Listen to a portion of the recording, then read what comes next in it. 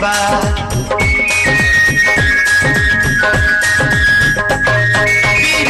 लागल तू हसे मोतिया साच बा, तरसावना तू हमके उमिरिया काच बा। जब सुलह सिंगार तू करेलू,